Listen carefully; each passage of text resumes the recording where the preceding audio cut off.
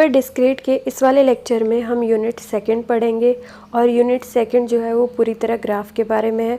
तो सबसे पहले हम बेसिक ग्राफ जो है वो क्या होता है उसके बारे में पढ़ते हैं।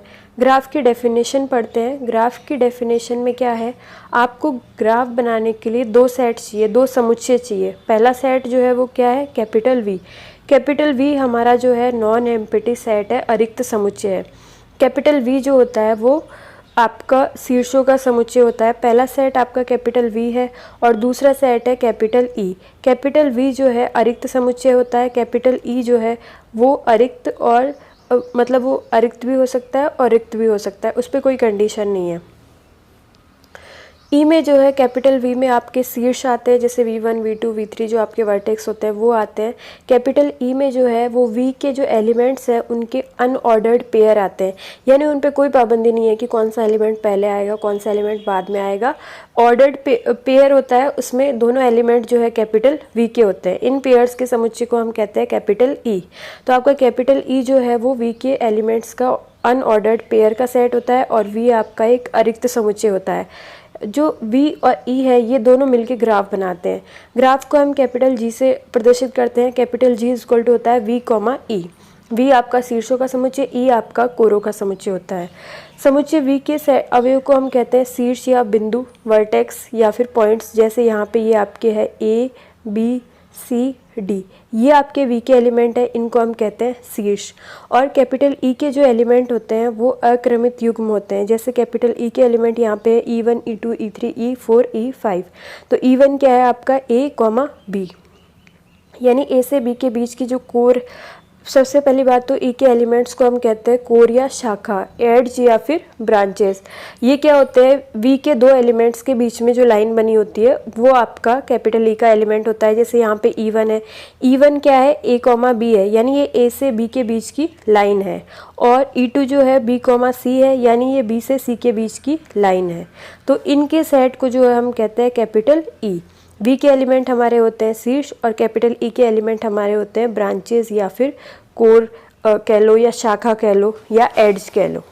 तो यहाँ पर V जिसको कि शीर्षों का समुच्चय कहते हैं ये हमेशा नॉन एम्प्टी होता है। E जो है आपका एम्प्टी हो सकता है, खाली हो सकता है। इस एग्जाम्पल में आपको V दिया हुआ है A, B, C, D और E दिया हुआ है E1 से लेके E5 तक और सबकी वैल्यू लिखी हुई है। तो अगर आपको ग्राफ ड्रॉ करना है तो आप पहले क्या बनाओगे, V के एलिमेंट मैंने यहाँ ड्रॉ कर दिया A, B, C और D। शीर्षों को जो है वो डॉट से प्रदर्शित करते हैं, तो मैंने 4 डॉट बना दिए। अब इसके बाद जो है ई के एलिमेंट देखते हैं। ई का एलिमेंट पहला कौन सा है, E1 है। E1 A, B है, यानी मैं A से B के बीच में लाइन ड्रॉ कर देती हूँ और उसको नाम दे देती हूँ E1। E2 जो है B, C है, तो मैं B से C के बीच में जो है यहाँ पर ये आपका शीर्ष B है, B से C के बीच में लाइन ड्रॉ कर देती हूँ, ये आपका क्या हो जाएगा E2। E3 जो है A, C है, यानी ये A से C के बीच की लाइन है, E3 इसको मैंने नाम दे दिया। E4 जो है B, D है, यानी ये B से D के बीच की लाइन है।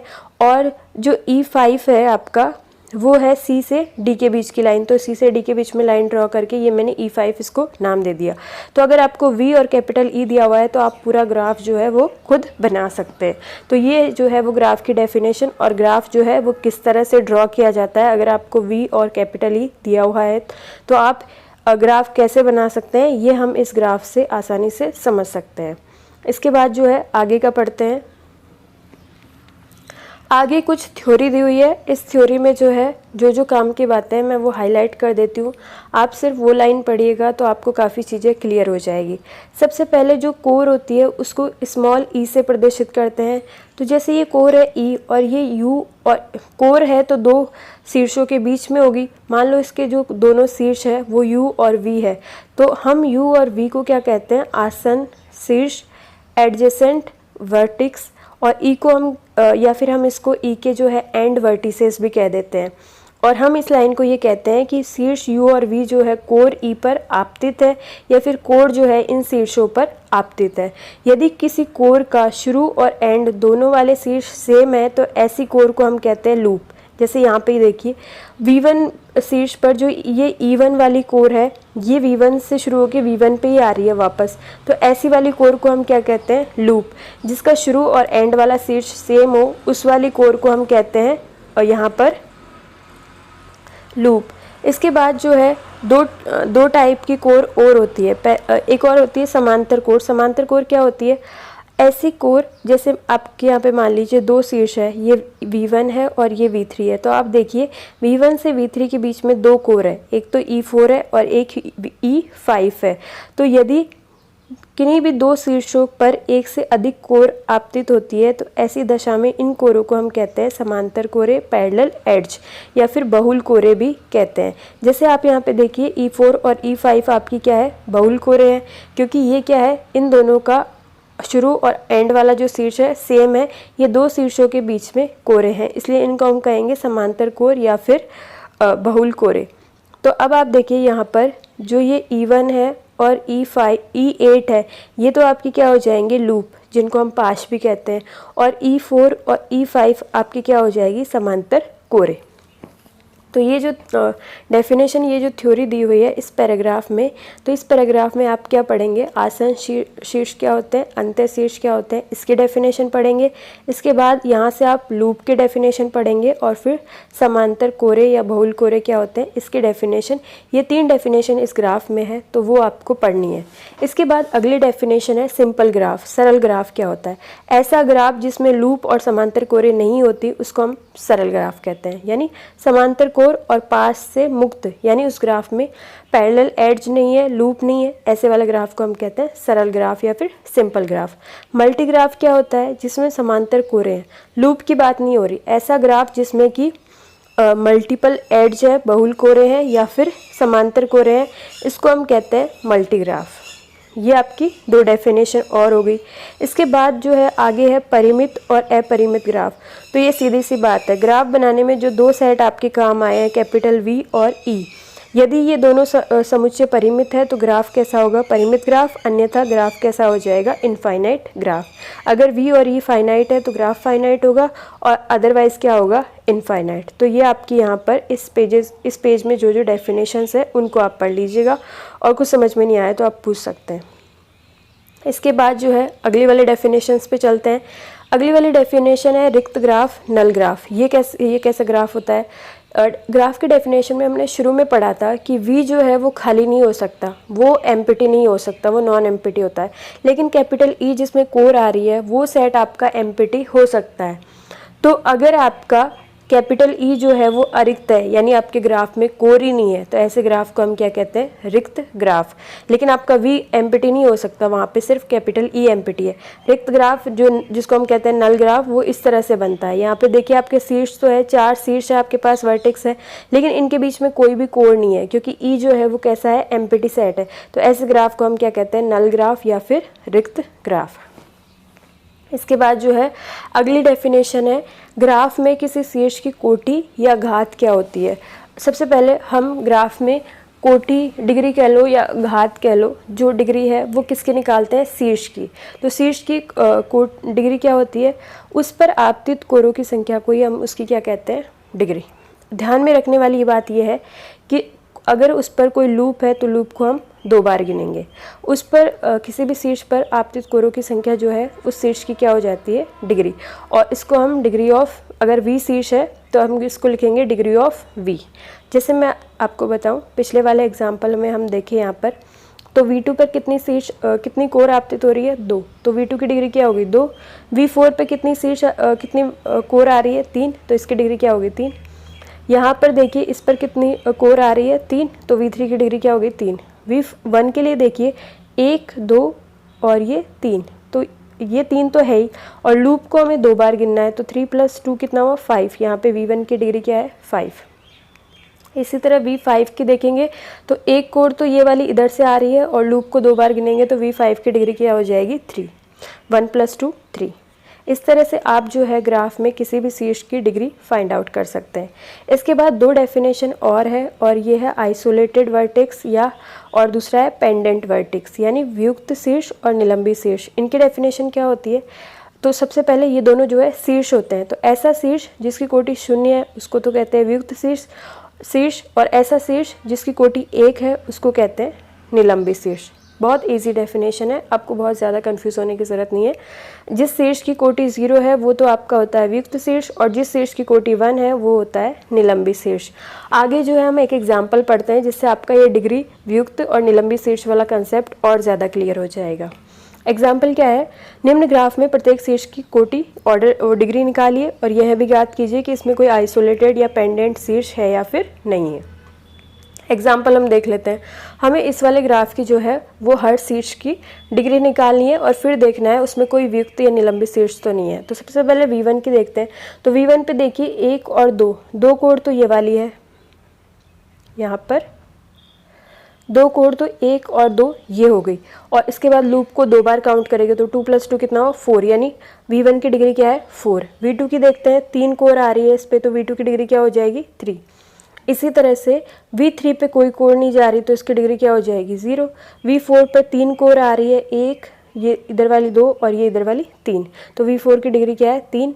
V5 पे देखिए लूप को 2 बार गिनेंगे, उसके बाद 2 तो लूप से हो गए, ये 3rd, ये 4, ये 5, ये वाली 5, ये वाली 6 और ये इसके बाद वाली 7। तो आप देखिए लूप के बाद इसके पास 5 कोण और आ रही है, तो V5 की डिग्री क्या होगी 5 + 2 7। इसी तरह V6 पे कितनी कोण जा रही है, एक ही जा रही है, तो V6 की डिग्री क्या होगी 1। सबकी डिग्री निकाल ली हमने। इसके बाद हमें बताना है कि यहाँ पर वियुक्त या फिर निलंबित शीर्ष कौन सा है। तो वियुक्त शीर्ष कौन सा होता है, जिसकी डिग्री 0 है। तो V3 की डिग्री 0 है, तो V3 क्या हो जाएगा वियुक्त शीर्ष। और निलंबित शीर्ष क्या होता है, जिसकी कोटि 1 है। तो यहाँ पे V6 की डिग्री कोटि जो है डिग्री 1 है, इसलिए V6 कैसा हो जाएगा निलंबित शीर्ष। इस तरह से आप किसी भी ग्राफ में शीर्षों की डिग्री निकाल सकते हो और उसमें आइसोलेटेड या पेंडेंट वर्टेक्स जो है उनको भी फाइंड आउट कर सकते हो। इसके बाद अगली डेफिनेशन है इवन एंड ऑड वर्टिसेस, सम और विषम शीर्ष। तो इसकी डेफिनेशन क्लियर है। यदि किसी शीर्ष की कोटि डिग्री जो अभी आप पीछे निकाल रहे थे, डिग्री जो है वो यदि सम है, इवन है, तो ऐसे वाले शीर्ष को हम कहेंगे इवन। और यदि शीर्ष की जो कोटि है डिग्री है वो ऑड है, तो ऐसे शीर्ष को हम कहेंगे ऑड वर्टेक्स। और अगर पहले आप किसी भी शीर्ष की डिग्री निकाल लीजिए, अगर वो सम आ रही है तो सम शीर्ष हो जाएगा, विषम आ रही है तो विषम शीर्ष। यहाँ पे देखिए V1 आपका यहाँ पे इवन वर्टेक्स होगा, सम शीर्ष होगा। V2 आपका विषम शीर्ष है। V3 के लिए कुछ नहीं कह सकते, ये आपका वियुक्त वाला शीर्ष है। V4 जो है इसके लिए 3 आ रही है, इसका मतलब V4 जो है आपका क्या है 3 आ रही है, तो ऑड जो वर्टेक्स है विषम शीर्ष वो हो जाएगा। V5 भी आपका क्या है विषम शीर्ष, और V6 भी क्या है आपका विषम शीर्ष। तो आप इस तरह से ग्राफ में सम और विषम शीर्ष जो है निकाल सकते हैं। इसके बाद 2 छोटी सी थ्योरम्स है, वो भी हम पढ़ लेते हैं। ये थ्योरम्स क्या कह रही है। थ्योरम फर्स्ट वाली जो है वो ये कह रही है किसी ग्राफ में उसके सभी शीर्षों की कोटियों डिग्रियों का योगफल ग्राफ में उपस्थित कोरों की संख्या का 2 गुना होता है। मतलब आपके ग्राफ में जितने भी वर्टेक्स है, शीर्ष है, उन सब की आप डिग्री निकालो, और जब आप इन सब डिग्रीज का सम करते हो तो वो जो है जितने आपके ग्राफ में कोर है उनका क्या होता है डबल आती है। जैसे पीछे वाले एग्जांपल में देखें तो इन सब का डिग्रीज का सम कितना हो रहा है 4 3 7 7 3 10 और ये 17 और ये 18। आपके पास जो है टोटल कितने आपके पास जो है वो टोटल कितने सम कितना आ रहा है सभी शीर्षों की कोटियों का 18। अब देखते हैं इस ग्राफ में जो है कोर कितनी है। तो देखिए 1 2 3 4 5 6 7, ये एक लूप 8 और ये 9। तो कोर कितनी है 9, और आपके जो है वो डिग्रीज का सम कितना है 18। इसका मतलब सभी शीर्षों की कोटियों का जो डिग्रीज का सम है वो कोरों की संख्या का 2 गुना होता है। अब ऐसा क्यों होता है ये हमें एक्सप्लेन करना है। तो इसका एक्सप्लेनेशन थ्योरी में लिखा जाएगा। सबसे पहले आप पूरा मेन बात ये ग्राफ ही है, तो सबसे पहले इस ग्राफ में लिखा हुआ क्या है ये हम समझ लेते हैं, फिर आप इसको अपनी लैंग्वेज में एग्ज़ाम में लिख सकते हैं। सबसे पहले हमने क्या कहा जी, ये कोई एक ग्राफ है। हम जानते हैं कि ग्राफ में हर कोर के जो है 2 अंत्य शीर्ष होते हैं, एंड वर्टिसेस जिनको बोलते हैं। ठीक है, अब जब हम ग्राफ में शीर्षों की कोटियों का योग करते हैं तो प्रत्येक कोर की गणना 2 बार होती है। क्यों होती है, जैसे यहाँ पे देखिए ये वाली जो आपकी कोर है ये V2 से V4 में, तो जब मैंने V2 के लिए डिग्री काउंट की तब भी मैंने इसको गिना, और जब मैंने V4 की डिग्री काउंट की तब भी इसको गिना। इसलिए क्या हो रहा है, हर कोड जो है वो डिग्रीज काउंट करने में 2 बार गिनी जा रही है। जैसे आप देखिए यहाँ पर इसको देखते हैं जो V6 पे जा रही है, इसको V6 पे जा रही है तो V6 के लिए भी एक बार काउंट किया और V5 के लिए भी इसको काउंट किया, तो ये कितनी बार काउंट हो रही है, 2 बार। इसका मतलब जब हम डिग्रीज का योग करते हैं या डिग्रीज लिखते हैं, कैलकुलेट करते हैं, तो हम उसमें प्रत्येक कोर को 2 बार गिनते हैं, 2 बार काउंट होती है। और जो अगर कोई लूप है तो उसकी गिनती भी क्या होती है, 2 बार, यानी प्रत्येक कोर की गिनती 2 बार होती है। तो डिग्रीज का आप सम करोगे तो वो क्या आएगा, डबल टाइम जितनी आपकी कोर है। अगर आप कोर को ई से डिनोट कर रहे हो, कोरों की संख्या आपकी ई है, तो सब शीर्षों की डिग्रीज का सम कितना हो जाएगा, 2 टाइम ई, क्योंकि हर कोर जो है वो 2 बार गिनी गई है। क्लियर है? यही आपको एग्ज़ाम में ये थ्योरी लिख के आनी है, उसके बाद आपको जो है इसको मैथमेटिकली इस तरह से लिख कर आना है। तो ये रिज़ल्ट क्या कहता है कि ग्राफ में सभी शीर्षों की कोटियों का योग जो होता है वो इक्वल होता है 2 गुना उसमें उपस्थित कोरों की संख्या। इस वाली थ्योरम पे बेस्ड आगे वाली थ्योरम और है, इसको भी देख लेते हैं। ये थ्योरम क्या कहती है, ग्राफ में विषम कोटि के शीर्षों की संख्या सदैव एक सम पूर्णांक होती है। यानी विषम कोटि के शीर्ष कौन से हुए, जिनकी डिग्री जो है वो ऑड आ रही है, विषम आ रही है, वो सभी शीर्ष कैसे हो गए, विषम कोटि के शीर्ष। जब आप इन शीर्षों की संख्या गिनोगे तो वो हमेशा क्या आती है, इवन। जैसे आप पीछे वाले एग्जाम्पल में देखिए, ऑड डिग्री के जो शीर्ष है वो कौन कौन से हैं, V2 है, V4 है, V5 है, V6 है। इनकी संख्या क्या हुई, 1, 2, 3 और 4, यानी विषम कोटि के शीर्षों की संख्या क्या है, 4। हमारी थ्योरम भी क्या कह रही है, विषम कोटि के शीर्षों की संख्या क्या होती है, हमेशा सम होती है। और ऐसा होता है क्यों, ये हम देखते हैं। पिछली वाली थ्योरम से हम क्या लिख सकते हैं, ग्राफ आपका G = V है, V आपका शीर्षों का समुच्चय, E आपकी कोरों का समुच्चय है। मान लो इसमें कोरों की संख्या E है, तो जब आपने सभी शीर्षों की कोटि डिग्रीज जो है वो काउंट की और उनका सम किया तो वो क्या आएगा, 2 × E। जितनी भी आपके यहाँ पर E जो है वो कोरों की संख्या है। तो ये हम पिछले वाली थ्योरम से हमने लिखा। इसके बाद जो है हमारा जो शीर्षों का समुच्चय V है, इसको हमने 2 पार्ट में डिवाइड कर लिया, V1 और V2। हमने V1 जो है वो सेट ले लिया जिसमें समकोटि वाले शीर्ष आ रहे हैं। शीर्षों को 2 भागों में डिवाइड कर लिया, V1 में तो समकोटि वाले शीर्ष आ रहे हैं और V2 में जो है विषम कोटि वाले शीर्ष आ रहे हैं। जैसे मुझे पीछे वाले एग्जाम्पल में अगर करना होता तो मेरे यहाँ पर V1 जो समकोटि वाले शीर्ष है उसमें कौन कौन आता, V1 और V3। 2 शीर्ष तो V1 में चले जाते क्योंकि इनकी कोटि क्या है, सम है। बाकी जो बचे हुए 4 शीर्ष है वो किस में जाते, V2 में, जिनकी जो डिग्री है वो क्या आ रही है, विषम। तो आपको V को जो है हमने इस तरह से 2 पार्ट्स में डिवाइड कर लिया कि V जो है इन दोनों का यूनियन। तो हम इधर जो है, इधर वाला आपकी इक्वेशन में इधर वाला पार्ट है उसको क्या लिख सकते हैं, V1 के शीर्षों की डिग्रियों का सम प्लस V2 के शीर्षों की डिग्रियों का सम, वो किसके इक्वल आएगा, टोटल शीर्षों की डिग्रियों का सम। हमने इसको जो है इन 2 पार्ट्स में लिख लिया और ये जो है हमने पीछे वाली इक्वेशन में लिखा। तो इधर क्या चल रहा है, 2 टाइम E। अब आप यहाँ पे देखिए, आपके जो सेट V1 है इसमें क्या आ रहे हैं, सम कोटियाँ आ रही है, यानी इन सब की डिग्री क्या है, सम है। और आप क्या कर रहे हो, सम डिग्रियों का प्लस कर रहे हो, योग कर रहे हो। तो मतलब आप क्या कर रहे हो, सम पूर्णांकों को जोड़ रहे हो। तो जब आप इवन इंटीजर्स को जोड़ते हो तो रिजल्ट क्या आता है, इवन ही आता है। 2 और 4 को जोड़ोगे तो क्या आएगा, 6, इवन ही होगा। 2 और 8 को जोड़ोगे, 2 और 10 को जोड़ोगे, सम संख्याओं को जोड़ते हैं तो योग उनका सम क्या आता है, इवन ही आता है। सम जो इनका योग है वो वापस क्या आ जाता है, सम पूर्णांक इवन इंटीजर आता है। तो यहाँ पे V1 वाले सेट में सबकी डिग्री सम है और इन सब का सम का जब आप योग करोगे तो आपको क्या मिलेगी, सम संख्या। इसका मतलब आपकी कैलकुलेशन में ये वाली जो संख्या है ये भी सम है और ये वाली संख्या भी क्या है, सम है। आप इक्वेशन में इसको जब इधर लेके जाओगे तो यहाँ पे क्या होगा, सम संख्या माइनस ये वाली सम संख्या। तो जो 2 सम संख्याओं का माइनस करते हैं, 4 को 2 में से माइनस करो, 4 - 2 करो, 8 - 6 करो, तो वापस रिजल्ट क्या आता है, सम। इसका मतलब इसकी वैल्यू भी क्या हो जाएगी, सम, क्योंकि ये जो है वो क्या है, 2E सम संख्या माइनस ये सम संख्या। इसलिए जो है यहाँ पर V2 के शीर्षों की कोटियों का योग भी क्या होगा, आपके पास V2 के शीर्षों की जो कोटियाँ हैं उनका योग आपके पास क्या आएगा, सम संख्या। इसलिए जो है आपकी यहाँ पर ये हो गया कि अभी तक हमने कौन से वाले रिजल्ट पे पहुँचे कि ये जो degree summation degree of v और v कहाँ के एलिमेंट है v2 के, ये इक्वल आ रहा है सम संख्या के। अब आगे देखते हैं। लेकिन जो है तो हमारे पास ये इक्वेशन आ गई कि v2 के शीर्षों की डिग्रियों का सम किया तो इधर सम संख्या आती है, क्योंकि ये जो है वो 2e माइनस v1 के शीर्षों का जो सम है, डिग्रीज का सम, वो हो जाएगा। तो सम माइनस सम करोगे तो यहाँ पे क्या आएगा, सम संख्या। तो इस वजह से ये क्या आ रहा है, सम संख्या। यहाँ पर आ गए। लेकिन हम जानते हैं कि जो v2 में है इसमें शीर्ष की कोटि जो है वो विषम है, इसलिए उपरोक्त योगफल में कुल पदों की संख्या जो है सम होनी चाहिए, ताकि समीकरण 2 का दक्षिण पक्ष एक सम संख्या बना रहे।